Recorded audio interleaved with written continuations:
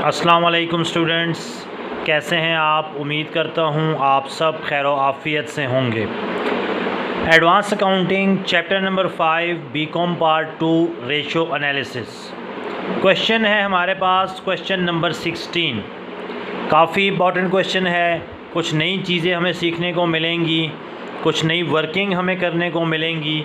तो वो तमाम वर्किंग सीखने के लिए आपने ये वीडियो एंड तक देखनी है।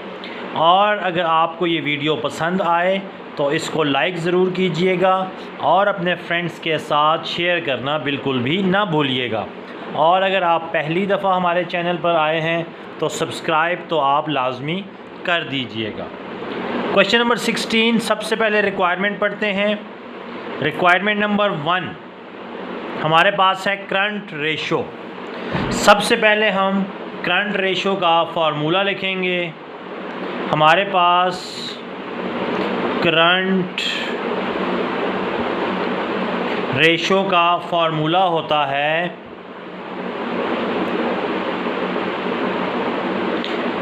Current assets divided by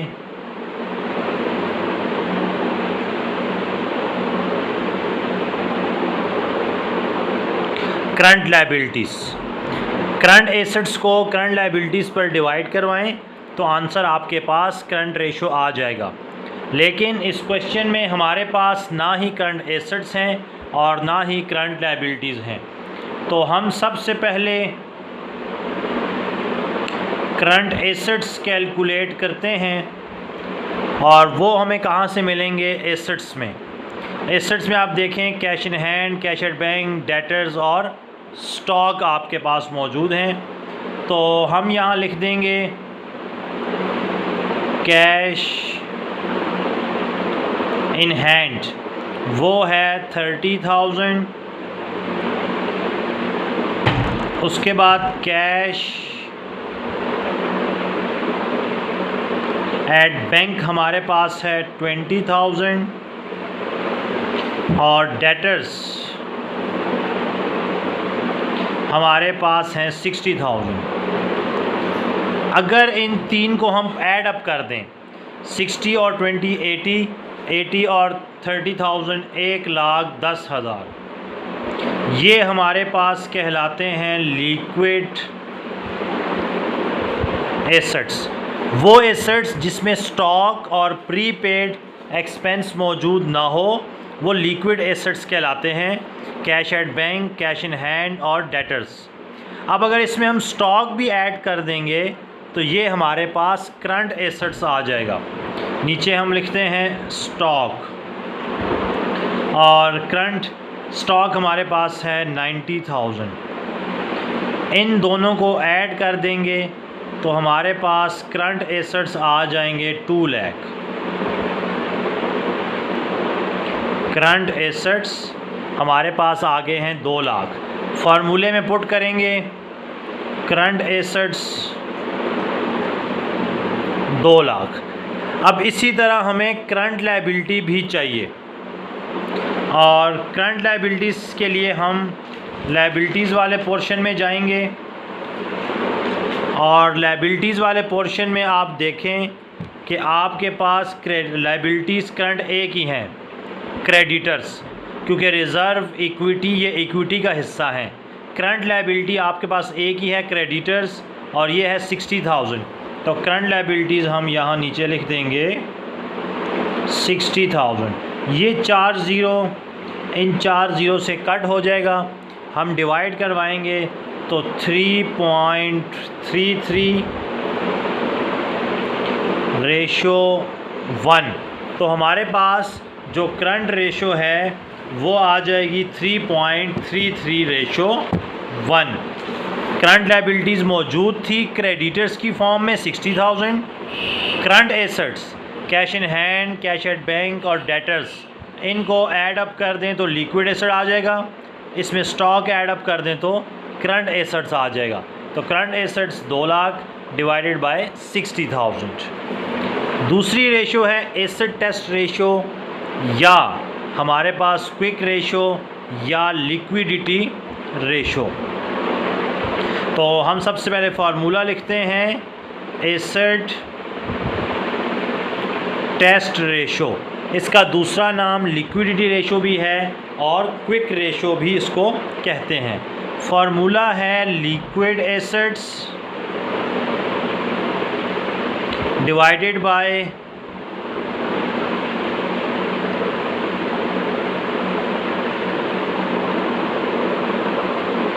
current liabilities. Liquid assets हम कैलकुलेट कर चुके हैं 1,10,000 और करंट लायबिलिटीज़ हमारे पास कितनी है वो भी आप क्वेश्चन में देखें। करंट लायबिलिटीज़ 60,000,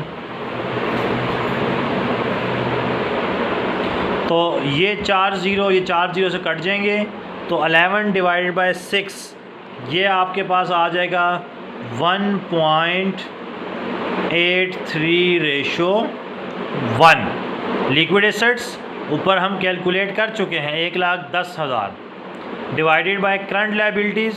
करंट लायबिलिटीज़ हमारे पास गिवन है 60,000, तो 1,10,000 को 60,000 से डिवाइड करवा देंगे तो आंसर आपके पास निकल आएगा एसेट टेस्ट रेशो या लिक्विडिटी रेशो का। इसके बाद तीसरी रेशो आपके सामने है, वो है डेटर्स टर्नओवर रेशो। सबसे पहले हम डेटर्स टर्नओवर रेशो का फार्मूला लिखते हैं।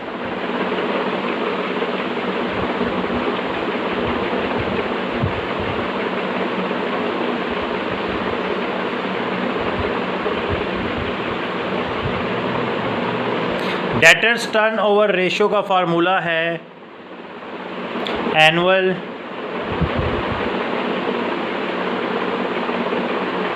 Credit sales divided by average debtors. अब इस क्वेश्चन में आप देखें, total sales during the year were 5 lakh. Total sales आपके पास कितनी है? 5 lakh, out of which cash sales amounting to ₹1 lakh. Total sales 5 lakh है, 1 लाख रुपया कैश सेल्स हैं। तो टोटल में से अगर नगद वाली सेल्स माइनस कर देंगे तो हमारे पास क्या निकल आएगा? क्रेडिट सेल्स निकल आएगा। It means total sale 5 lakh, 1 lakh cash sales है। 5 लाख में से 1 लाख माइनस कर देंगे तो आपके पास क्रेडिट सेल आ जाएगा। हम लिखते हैं 5 लाख माइनस 1 लाख। और इसी तरह एवरेज डेटर्स, ओपनिंग डेटर्स, ये देखिए बैलेंस ऑन 1/1/2010 ओपनिंग डेटर्स हैं 40,000 और क्लोजिंग डेटर्स हैं 60,000। दोनों का एवरेज निकालना है। 40,000 जमा 60,000 डिवाइडेड बाय 2। तो 5 लाख में से 1 लाख माइनस करेंगे 4 lakh, 60,000 plus 40,000 1 lakh, 1 lakh divided by 2, तो ये आ जाएगा 50,000। अब ये 4 0 कट जाएंगे, 40 डिवाइड बाय 5 8 और टर्नओवर रेशो है तो ये आ जाएगा 8 टाइम्स। तो debtor turnover ratio, annual credit sales, total sale में से कैश सेल माइनस कर दिया, एवरेज डेटर्स, दोनों डेटर्स को जमा करके डिवाइडेड बाय 2 कर देंगे तो हमारे पास क्या निकल आएगा? एवरेज डेटर्स डिवाइड करवा दिया 8, टर्नओवर रेशियो हमेशा टाइम्स में होती हैं तो 8 टाइम्स हमारा आंसर आ गया है। नेक्स्ट है हमारे पास creditors turnover ratio.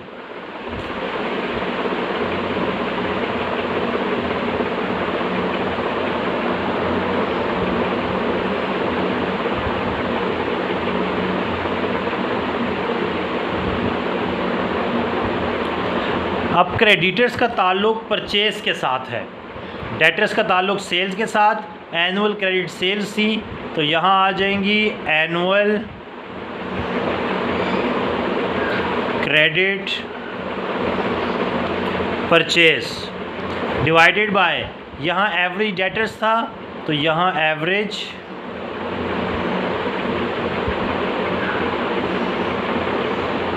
Average creditors तो हम उसी तरह निकालेंगे। ओपनिंग क्रेडिटर्स 15,000 और क्लोजिंग क्रेडिटर्स हमारे पास हैं 60,000। Opening plus closing divided by 2। अब सवाल है कि क्रेडिट परचेजेस कैसे निकालेंगे, तो इसके लिए हम बनाते हैं creditor account.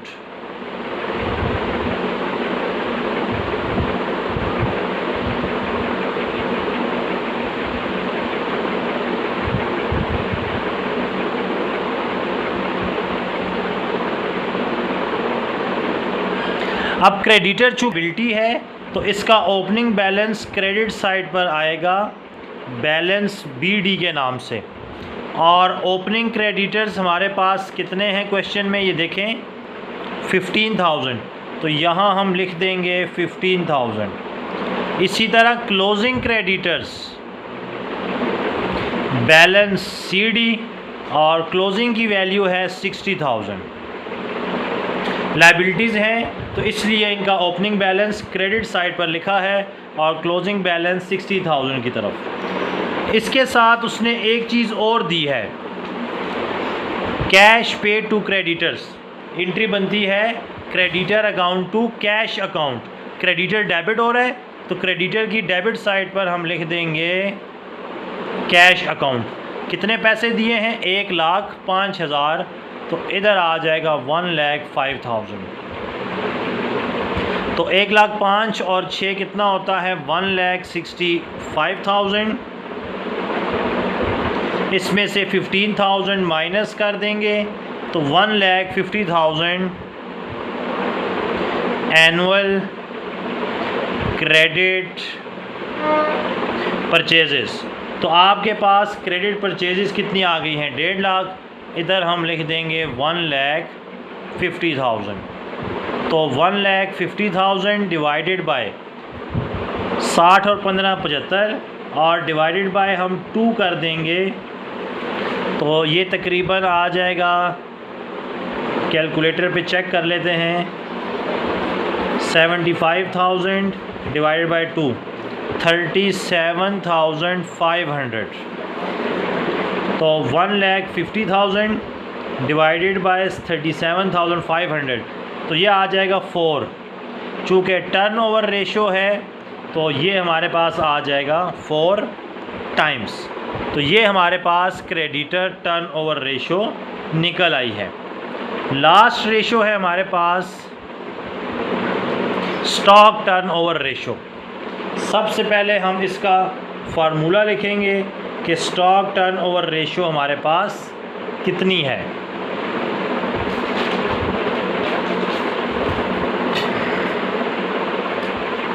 Last ratio stock turnover, इसका फार्मूला है CGS divided by average stock. अब CGS हमने कैलकुलेट करना है, लेकिन एवरेज स्टॉक हम निकाल लेंगे। ओपनिंग स्टॉक 70,000 और क्लोजिंग स्टॉक है 1 2 3 4 2 3 90,000। अब CGS के लिए एक हिंट है, ग्रॉस प्रॉफिट कितना है, 20%। आपको बताया था कि जब वो परसेंटेज दे और परसेंटेज ऑन कॉस्ट ना हो तो फिर CGS निकालने का एक ही तरीका है, वो होता है sales minus gross profit. Sales हमारे पास हैं 5 लाख